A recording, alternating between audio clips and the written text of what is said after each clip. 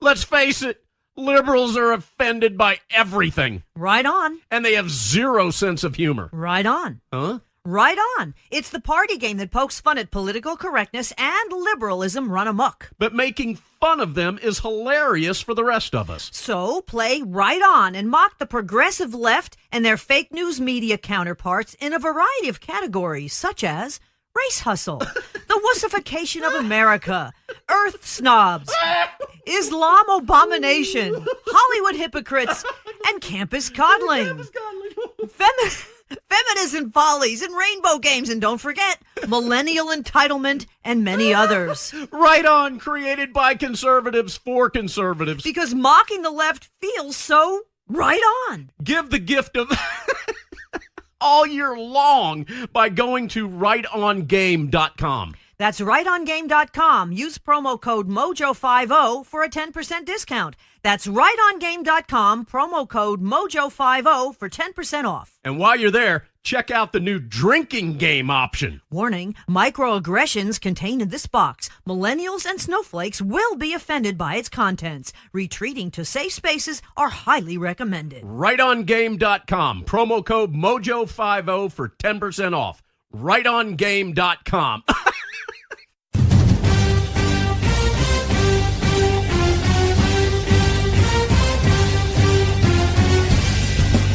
You are about to join Don Neuen, co-host of Cowboy Logic Radio, and Denise Simon, host of the Denise Simon Experience, for a weekly situation report, or SITREP. 18 hours a day, Denise Simon lives her life as an Intel Analyst. 18 hours a day, Don Neuen lives his life in the world of rock and roll. 1 hour each day, Neuen receives a daily SITREP from Simon. Welcome to the Drive Time Situation Report. Fasten your seatbelt. You're now in Don Neuen's car, and he is calling in for his SITREP.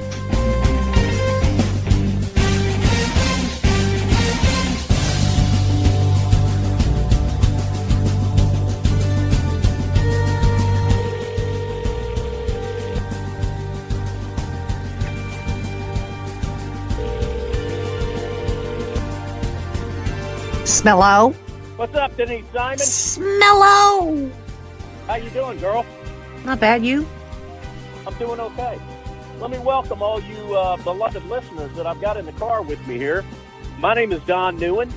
On the other end of this conversation, you've got the stellar Denise Simon. And you, ladies and gentlemen, are riding home with me in my personal vehicle tonight after a long day at work. And we are about to get after it with the Drive Time Sit Rep. Denise Simon is going to timestamp this show here in a minute to give you an idea and a reference point as to when this conversation takes place. This is unlike any other radio show that you'll listen to, because most of the co-hosts that are on radio shows are sitting inside a radio studio. I am not. I am in my personal car currently, Denise. So I know how much you like to monitor my speed. I'm doing 44 miles per hour right this very moment as I am driving down, what am I on here? Marietta Boulevard. I am heading north. Boy. And I'm about to go through the hood, Denise. I will keep you posted. I will keep you posted on any activities that I seem to think might be a little nefarious as I drive through the hood. You didn't really spend much time over here in the Bolton industrial area. White female doesn't do that. No, white male doesn't do it. Unless, of course, he is carrying a weapon. Even then, I wouldn't suggest that you do this. Mm-hmm. Yeah, but if I don't go through the hood, as I'm about to make a left here onto Bolton Road, down by the stinky water, the Chattahoochee Reclamation Plant. Once I make this turn, Denise, there's not really any turning back. I'm in it. I'm in it. And if I turn right immediately after turning left, I'll literally be in it because I will, at that point, crash through the barrier, the wall, and end up in the Chattahoochee Reclamation Plant. Good to It is know. protected by a wall. Okay. I just want to make that point. Anyhow, ladies and gentlemen, welcome to tonight's show. We're going to stop screwing around here. I got to always chastise Denise for how she plays around, doesn't get down to it. This is a business. This is all about business. And Denise, why don't we timestamp it? And I really need to ask you to kind of throttle back on the funny stuff. Let's get down to work here. It is 8:06 p.m. Eastern Daylight Time on the 28th of January in the year of our Lord, 2019. There it is. In fact, it is the year of our Lord 2019, Denise Simon. Yes, sir. So how was your day? Are you pissed off about anything? I don't think so. Because you sent me a text message, I think, on Friday. Yeah, you ignored it. I didn't ignore it. I didn't see it. I didn't see it until, I think, Sunday night, like last night, actually. Mm-hmm. And all it said was, I'm disgusted. Mm-hmm. So we got a lot to talk about. We got Venezuela. I think that's a very serious situation that we need to be talking about.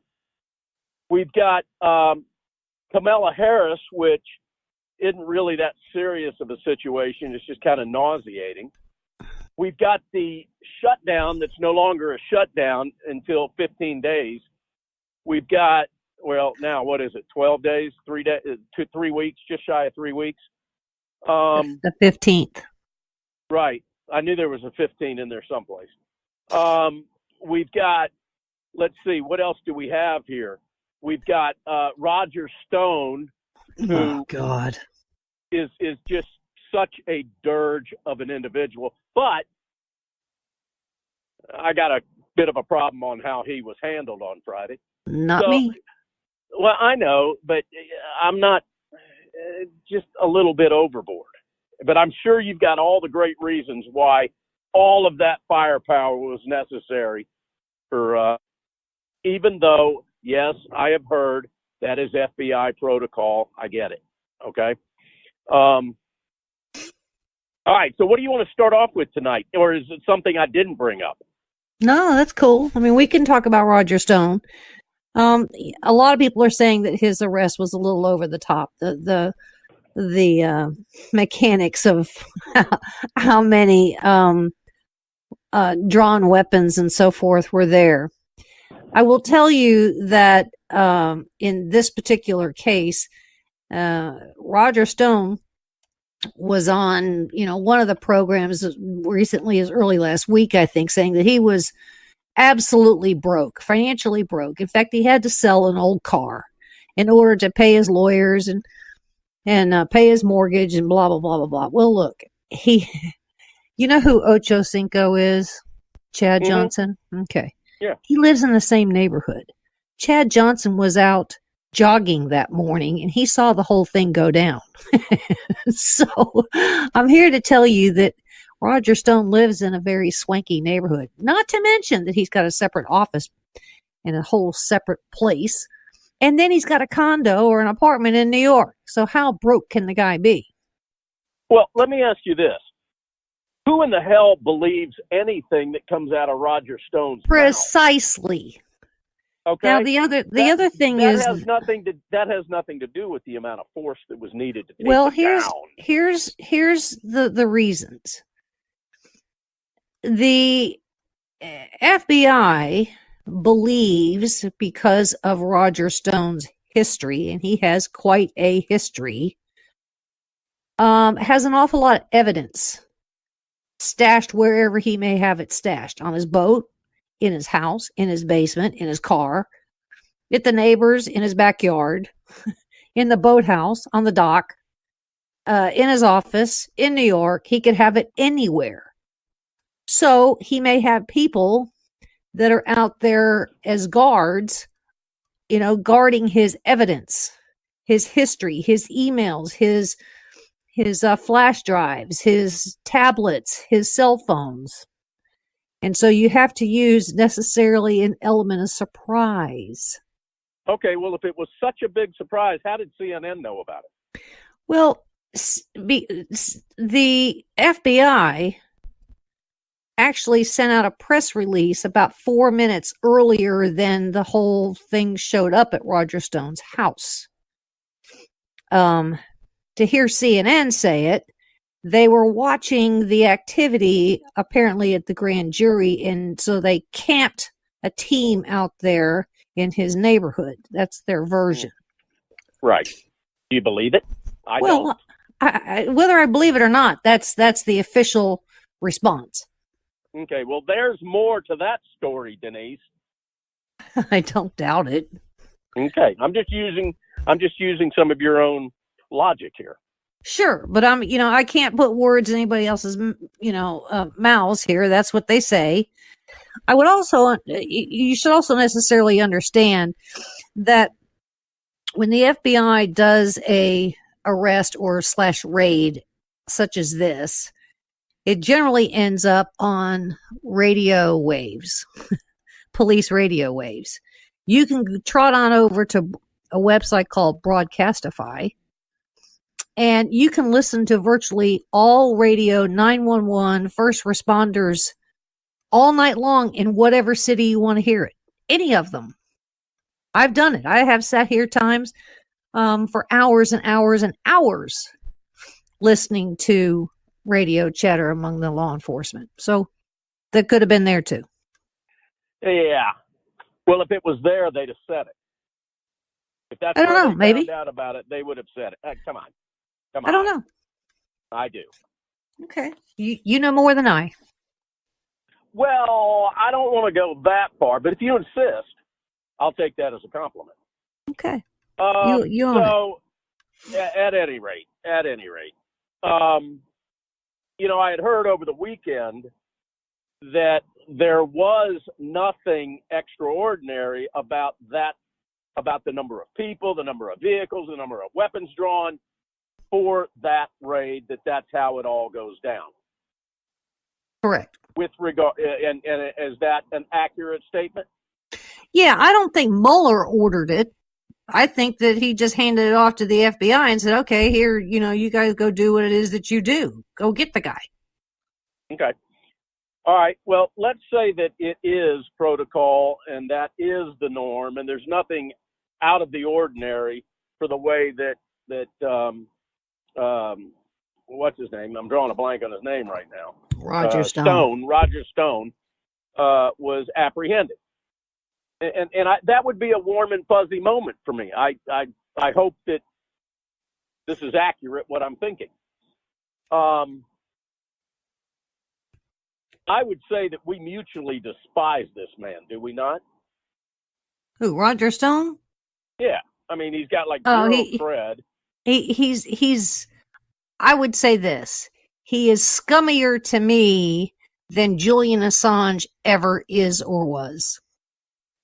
Ooh, I'd say that's pretty scummy. Yes. All right. So he gets out. And he's so broke, who paid his bond? Well, exactly. Because what was it? 250,000. So yeah, he had to come up with 25 grand, right? Right. Okay. Well, unless you want to or need to for some reason, I don't need to spend any more time with the cheese ball Roger Stone. Except that he says he is considering cooperating with the Mueller investigation. What does that tell you? What it tells you is that I don't believe anything that comes out of Roger Stone's mouth till I see Precisely. it. Okay? He's all about the optics. He's all about being in front of the camera. He's all about him, in my opinion. Mm-hmm. Can we trot down to Venezuela for a little while? No, let's stay on the Mueller team. And here I got my bags packed. I'm in my car, Denise. Well, Matthew Whitaker, who is the acting attorney general, has been briefed by the Mueller team. And he says just kind of off the cuff. He was at another kind of news conference, and at the end of it, he said, "I think the investigation is close to being completed, and that he would get the Mueller report as soon as possible." The way he said it and what he inferred, it was a matter of weeks, not months. Okay. Now, this is kind of interesting because of Roger Stone. If that's the best that is necessarily coming out with any kind of, creep, shady guy that's doing shady things, and they get to Roger Stone, that tells me that they are at the end. What else does it tell you about what they have on Trump? Well, no, it doesn't look like anything. It doesn't look like they have anything on Trump. Okay. So if they arrest Stone, and they go to a nearby recording studio, which was also raided, another home of his up in Harlem, and agents carried out hard drives and other evidence, that just tells you he's supposed to show up in court tomorrow for being indicted, and that's really it. I mean, it doesn't mean that he's innocent or guilty. It means kind of nothing. He's just going to go in there and whatever happens. But I wouldn't waste the time of day on the guy, except if he does, in fact, this whole thing goes to his relationship with Julian Assange and WikiLeaks, and then the emails from Hillary. That's the basis of all that. Right. Okay. Which, again, has nothing to do with Russian collusion. Correct. Unless, if what Mike Pompeo says is that WikiLeaks is, by a few layers, an operative or a Russian Moscow operation. And I don't think that we can necessarily... 6 degrees of separation, I can connect myself with anybody you'd like to name. So that's where we are. Pretty good point, though, don't you think, Denise? Maybe. For a guy that's driving down the interstate at 72 miles an hour, doing a radio show. Okay. All right. So anything else you want to brief us on with regard to that? We can go do Venezuela. All right. Talk to me. Well, this one's kind of interesting. It was Wednesday or Thursday, I think, of last week that Vladimir, he has a, I guess you call it a paramilitary operation called the Wagner Group. And they're not officially military, but they are military. And he flew in Wednesday or Thursday of last week, 400 of those guys into Caracas to allegedly protect Maduro. So we have, in addition to that, about 25,000 Cuban military troops in Venezuela. So the question has been, with all of this going on and getting rid of Maduro, would the United States send in any kind of military? And the common answer is that's an option, and it is on the table. Now, John Bolton and Steve Mnuchin gave a press briefing today before Sarah Sanders gave hers. John Bolton was carrying around a yellow pad, and at the top of the yellow pad that the cameras actually were able to zoom in on was 5,000 troops. So we may have to Colombia, right? And or Venezuela. We would stage them necessarily in Colombia if we had to, because we have taken Guaido and we have placed our confidence in him as the acting president, according to the Venezuelan constitution. Mexico and I think Nicaragua are siding with Maduro. All other nations inside the Organization for American States, which is the Latin American, whatever it is, all the other countries are siding with Guaido and the United States, as is Canada, as is many countries in Europe. Now, about 2 weeks ago, Maduro sent a envoy to Britain, to whatever bank it is in Britain, asking for the $1.8 billion in gold. And at the request of the United States, of Britain denied the request. There is another 7 to 8 billion worth of gold that belongs to Venezuela in some other country. It appears that it could be Turkey, but that is unconfirmed. But chatter is that is where it could be. We are probably putting some big pressure on Erdogan, if that's where it is, or whatever other nation is holding the gold in some bank. Don't give it to them. Whatever oil is out there at sea, Venezuelan oil that is out there at sea today, has already been bought and paid for. The United States is not going to interfere with that. Any other Venezuelan oil that is being produced to be sold, bought, and paid for, we are not interfering with that. Those revenues we will ensure go into what is necessarily known as managed or closed accounts, so Maduro can't take those monies with him should he be deposed and leaves the country. We'll keep the money there for the sake of the Venezuelans themselves and for the stability of the country, as we are with necessarily the gold. And with about 10 seconds, what is Russia saying about that move on the part of the United States? They ain't very happy with it at all. In fact, at the United Nations Human Security Council confab that was held on Saturday, Russia fought back bitterly against the United States, although China is kind of standing with the United States on the matter. I noticed that they were not listed on any list of support for either side of what's going on down there. Ladies and gentlemen, you're listening to the Drive Time SITREP. My name's Don Neuen. You've got the brilliance on the other end of this conversation of Denise Simon. We're going to take a short break. When we come back, we're going to pick up with more Venezuela. You're listening to the Drive Time SITREP.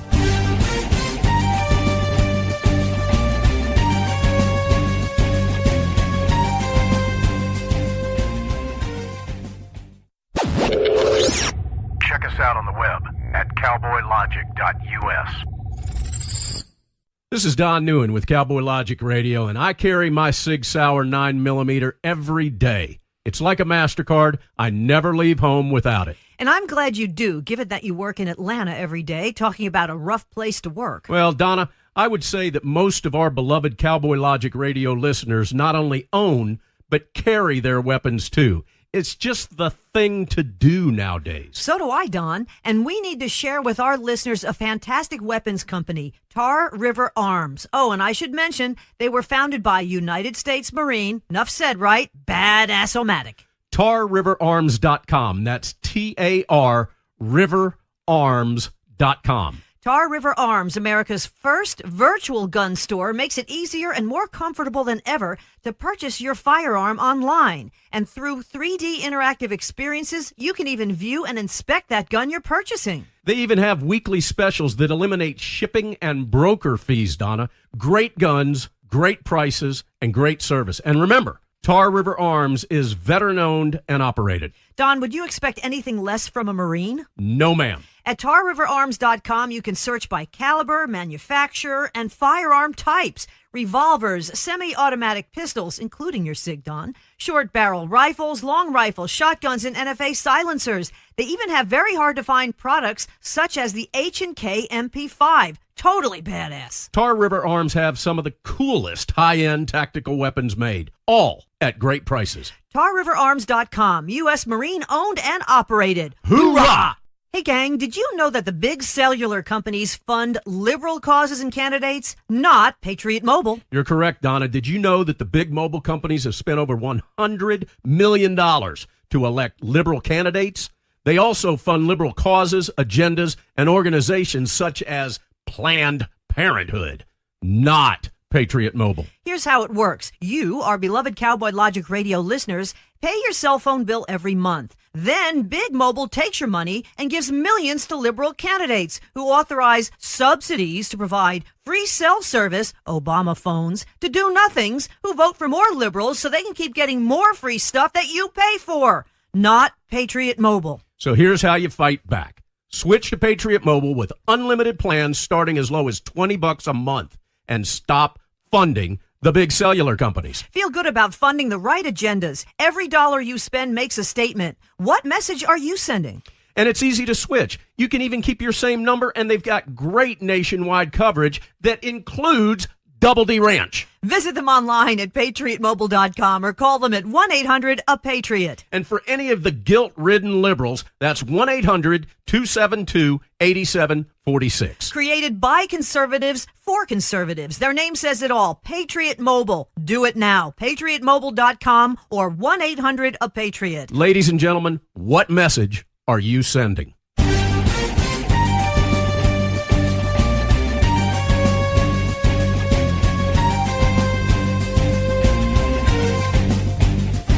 Welcome back to the Drive Time SITREP, ladies and gentlemen. My name is Don Neuen. I co-host a radio show on this network that's called Cowboy Logic Radio. Every Tuesday night at 9 p.m., I hope you will join Donna Fiducia and me for Cowboy Logic Radio. On that same network, whatever you're listening to this show on Thursday night at 9 p.m., you can catch Denise Simon's own show, The Denise Simon Experience. Both shows, in our opinion, are well worth your time investing in them. We greatly appreciate the fact that many of you do. And if you haven't checked them out, we hope that you will this week. All right, Denise. So before we went to break, we were down in Venezuela. We were talking about Russia. We were talking about Cuba that has military embedded in Venezuela. We were talking about this non-military, military organization that Vladimir Putin has put together, that he injected 400 of them into Venezuela. And we were talking about the sanctions and the withholding of money so that it could be properly distributed to the people of Venezuela. Because if I'm not correct, the people of Venezuela own the oil companies that are Venezuelan. Is that correct? Well, it's government owned. Chavez nationalized the oil companies, essentially stole it. So, and what else is kind of interesting is that China essentially has first right of refusal, meaning that they have some kind of an agreement with the Caracas government on whatever happens, that our investments, financial investments into Venezuela, must be protected. We have first crack at anything that happens with their oil. The oil is still being produced, but we don't know. I don't know all the lanes going in and out of the oil situation there, but I can just tell you that for the most part, China has first right of refusal. What are some of our more high-profile elected U.S. politicians that are beating their chests at how socialist they are, like Bernie Sanders, like Ocasio-Cortez? What are some of these socialists that have entrenched themselves in our political system saying about the situation that's taking place down in Venezuela? Not a word. Really? That's shocking. The one person that is quite right, quite involved, is Marco Rubio. And I think, he's been certainly a real student of things that go on in Latin America and in Cuba. And he does, in fact, have I guess, a red phone, if you will, when it comes to matters dealing with Latin America and the Mediterranean to the White House. And I think that Trump listens to Marco Rubio. Religion. Hold on. You said Latin America and the Mediterranean. Correct, because I'm sorry, I don't mean the Caribbean. Sorry. Okay. Thank you. All right. We stand for accuracy here, ladies and gentlemen. Yeah, sorry. And sometimes when I do that, I'm wrong, and Denise has spoken correctly. But every once in a blue moon, something like that will happen. So no. The Caribbean. Plus, I got to prove to you that I'm listening to every damn word you say. All right? Good boy. Yeah, thank you, Denise. Merry Christmas, by the way. Yeah. Merry Christmas. Thank you, Denise. Thank you. And on behalf of Denise Simon, ladies and gentlemen, I would like to wish all of you a Merry Christmas. Back to you, Denise. So what is happening here that's kind of interesting is that some of the top officers in the Venezuelan military, which were actually Venezuelan and not Cuban, were standing with Maduro the other day. However, they were only standing there kind of as ghosts because we had already gotten to them. And they have pledged their allegiance to the United States and to Guaido. I would also say that Trump has not spoken to Guaido, nor has he spoken to Maduro. But Vice President Pence has spoken to Guaido often. I think Pence has actually made 2 trips into Latin America. So this was not a spur-of-the-moment operation here that has happened with the matters of Venezuela in the last couple of weeks. This has been going on for months and months and months. Knowing that the election was coming up and that the election was essentially full of fraud, and that the countries in the Organization for American States stand with the United States and the United States stands with them, that the entire election was illegitimate. Now, where does Maduro go if he's deposed? Good question. Don't necessarily know that, although I would suspect that he would necessarily choose Cuba, maybe even Nicaragua, whatever the other country is that was standing with him. And they know that at some point he's going to go, so they're watching that to make sure that he cannot do what previous leaders have done in other countries when they are deposed, and when they've left, they've taken the wealth with them. So we're watching this one diligently.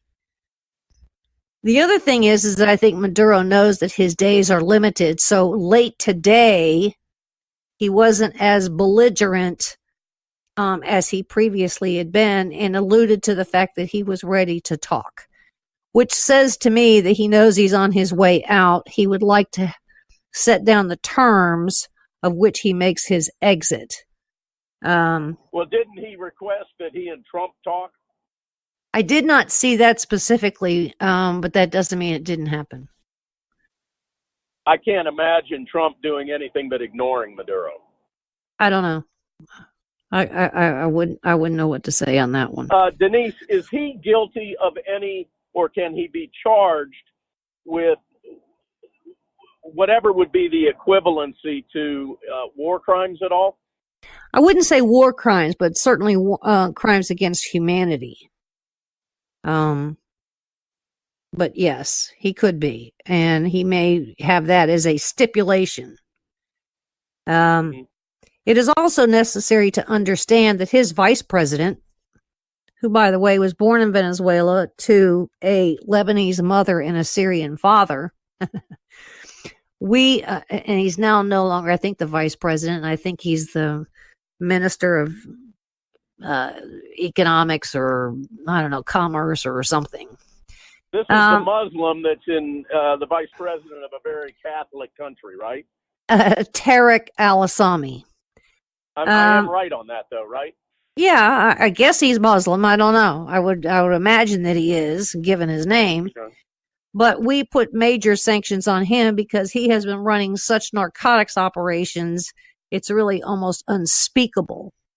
Yeah, and I remember you briefing us on that probably 6 months ago on the SITREP.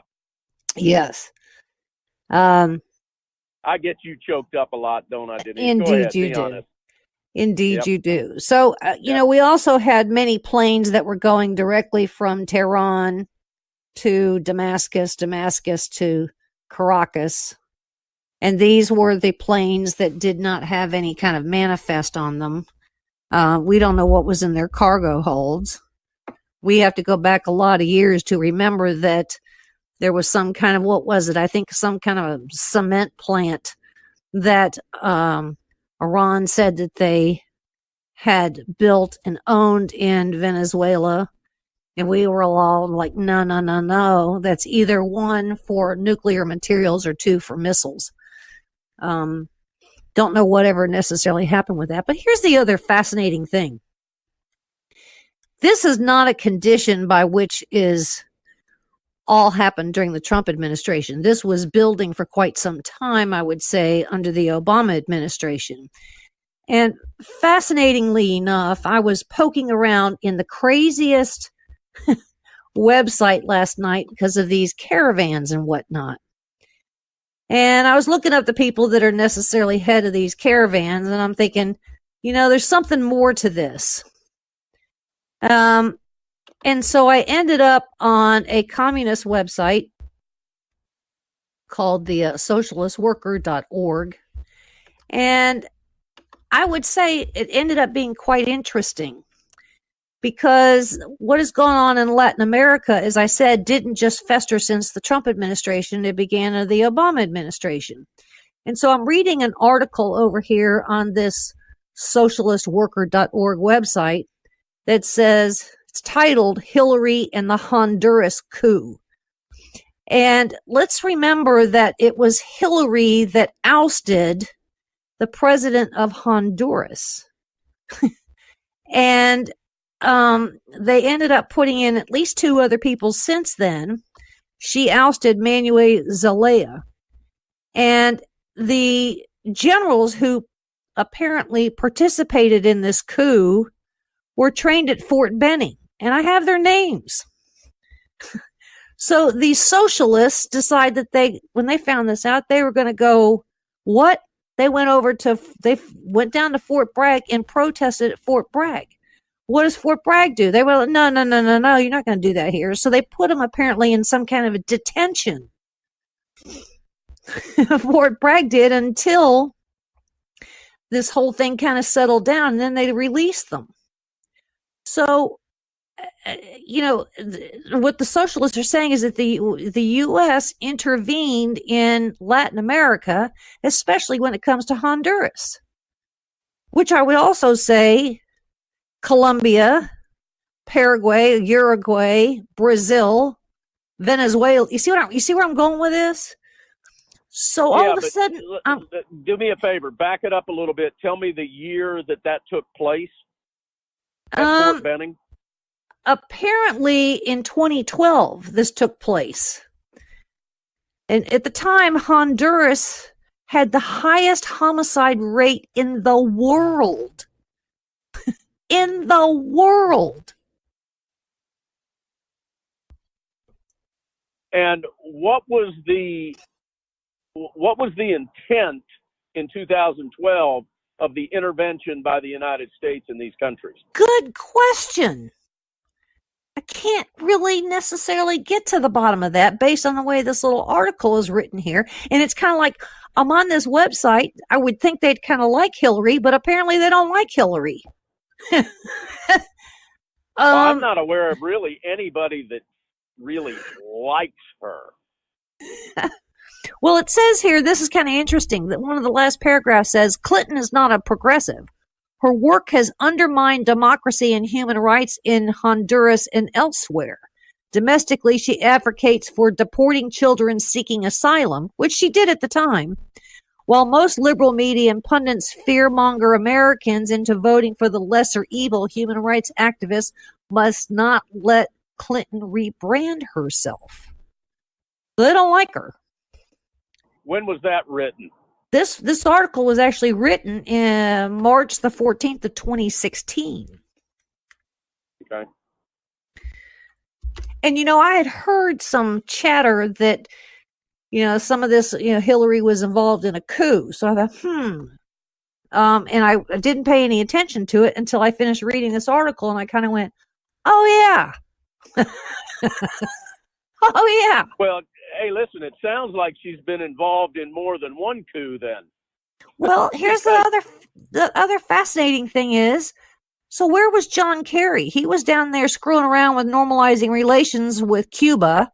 And then what did we do? We said, we've done away with FARC, and that, we get to vote on FARC, and FARC's going to be all cool and great and wonderful. And they're not. And what was John Kerry doing when he knew that Honduras, Guatemala, El Salvador, and Venezuela were going into an absolute tailspin? Let's not forget, these secretaries of these agencies, it isn't just the State Department. It goes over to the Justice Department, goes over to the Department of Homeland Security, it goes over to the military, it goes to the ambassadors. We know what's going on with monies and people. I mean, and here's the other fascinating thing. We don't have a U.S. ambassador to Honduras right now. There's nobody. Would you want the gig? Well, I wouldn't want it either. But here's the thing. This is the time that we would absolutely need to have somebody. I mean, and I kept thinking, we're hearing from an awful lot of people, but we're not hearing from a U.S. ambassador to Guatemala, El Salvador. Nobody. I mean, it's crazy. And then who else do we deal with? Well, we haven't had anything come out of Southern Command, which operates obviously out of Miami.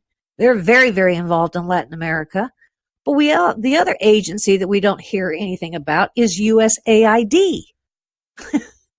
So it's kind of like, okay, I'm hearing all this nonsense with Honduras and Guatemala and El Salvador and Nicaragua and Venezuela and Colombia and Mexico and Cuba, blah, blah, blah, blah, blah, blah.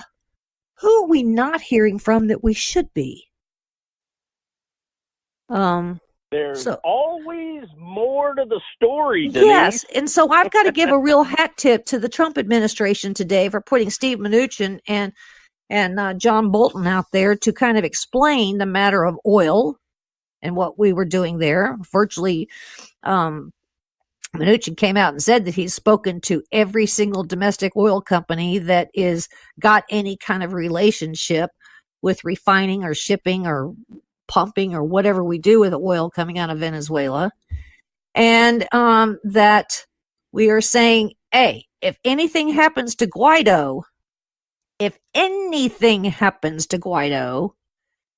there will be hell to pay in Venezuela.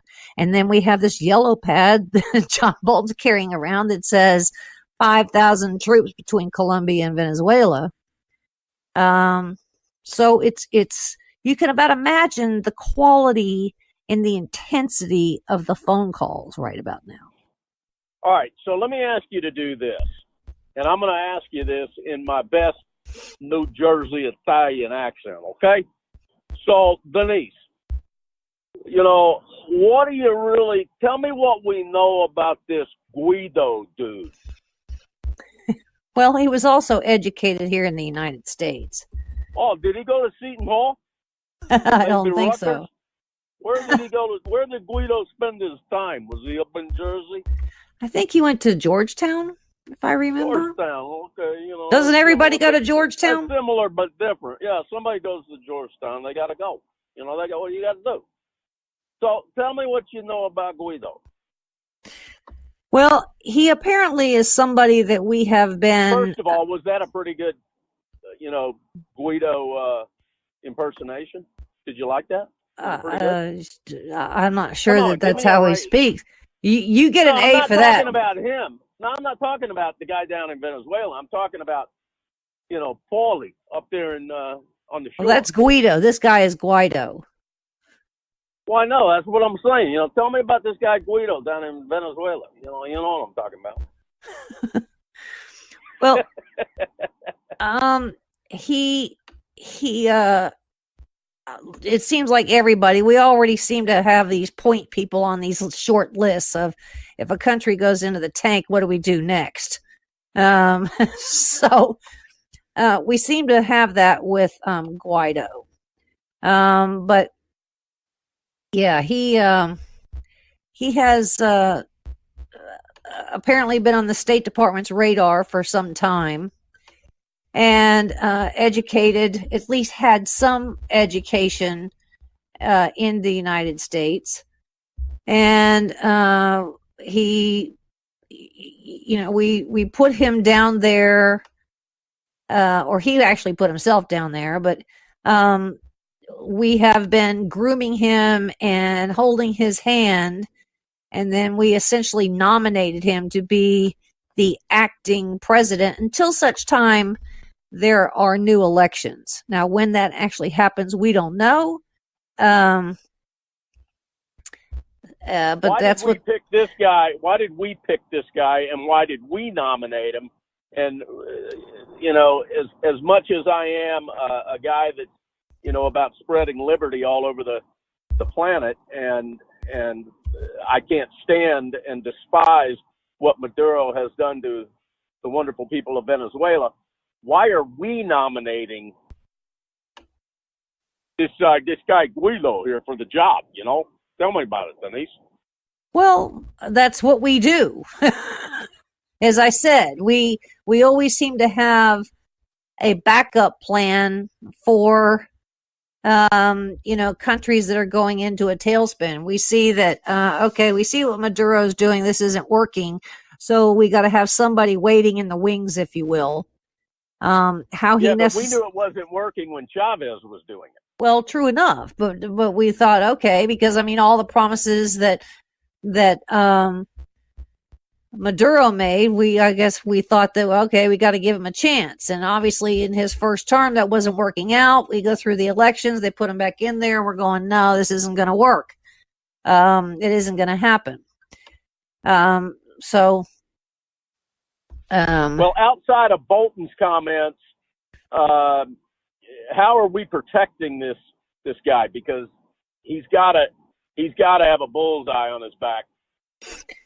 Well, I think that we probably send in some diplomatic security type people into. Remember when Maduro said that he was expelling the U.S. diplomats, and we go, no, you're not. We're not leaving there. And in fact, I think that we sent in some other high security, diplomatic security detail. We kept him hidden for a couple of days. And based on things that have happened here in the last 2 or 3 days, Guaido is actually doing some kind of a rally / protest, which is scheduled for this coming Saturday. So I think that whatever it is that we've gotten to Maduro has probably decided that just as long as I'm protected, because I got the 400, Kremlinites from the Wagner group that are protecting me, nothing will happen to me. So I won't touch Guaido, and we'll just, very quietly in the shadows, we'll just part company, and he'll go where, and Maduro will go wherever Maduro's going to go. Gotcha. But he ain't taking any money with him. Yeah, let's hope not. We've only got a couple of minutes left, Denise. If you were to look into your Denise Simon crystal ball, the reluctant crystal ball, what do you see the situation in Venezuela being 6 months, 2 years, 5 years down the road? I actually haven't given it that much thought, because I think I've got confidence in what the Trump administration is doing with the influence in Venezuela. But, we've got some other shady players in this, and that includes Iran. That includes Syria, Russia, China, Cuba. And so we don't necessarily know what those consequences may be. I mean, we may do some great things, but somebody in that group that I just listed is going to throw some sand in the gears, or at least attempt to.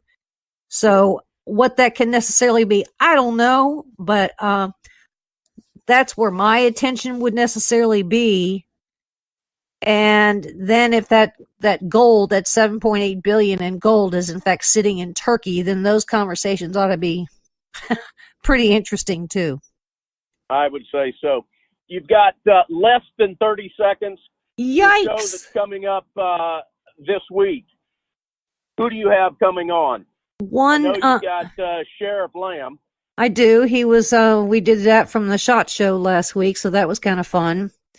And he also talked about his involvement in the TV show on A&E called 60 Days In. Fascinating information there if anybody's seen it. Then I have Derek Maltz. Derek Maltz, 28-year special agent for special operations, who talked about Project Cassandra. Very fascinating information there. I love that. Yes. And who you got closing the show out? I have Anastasia Bowden talking about how government at all levels put all these regulations in that have stifled growth in the United States for years, and we haven't fixed that problem yet. All right, there you go, ladies and gentlemen. That's Denise Simon, Thursday night, 9 p.m. on whatever radio station you're listening to the Drive Time SITREP. We got to go. Bye-bye. Denise, bye-bye. Take us home. Thanks for listening. God bless America.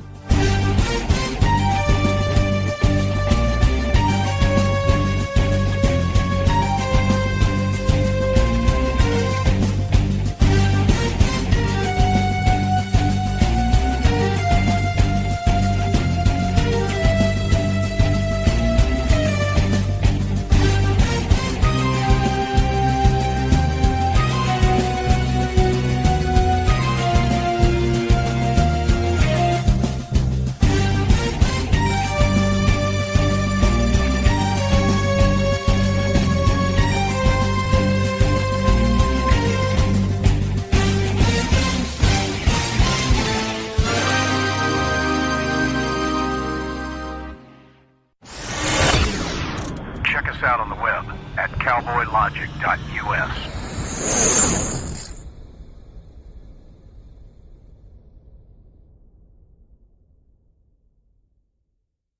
Hey, Donna, Cowboy Logic Radio listeners love law enforcement. That's right, Don. And Charity Magnets designs and produces beautiful, high-quality products for law enforcement supporters and enthusiasts. They've got very impressive honor badge car magnets. CharityMagnets.com. They've got license plate honor badges. CharityMagnets.com. They've got cool keychains and license plate frames. CharityMagnets.com. I'm on their website right now, and this is my favorite, the Honor Badge dog tag. Look at that little doggy with the dog tag. He's so cute. Donna, we're trying to do an ad read, and you're playing around on their website, which happens to be CharityMagnets.com. But he's so cute. Donna. Okay. Hey, this is huge, too. For each sale, a donation will be made to Cops for Kids with Cancer. Cops for Kids with Cancer has given more than $2.5 million in donations. Yes. Become a Blue Honor Foundation member today. Like Donna is doing right now, go to CharityMagnets.com. But he's so cute. All right, use the promo code MOJO for $5 off any purchase. I know you all love and support our brave law enforcement professionals and their families.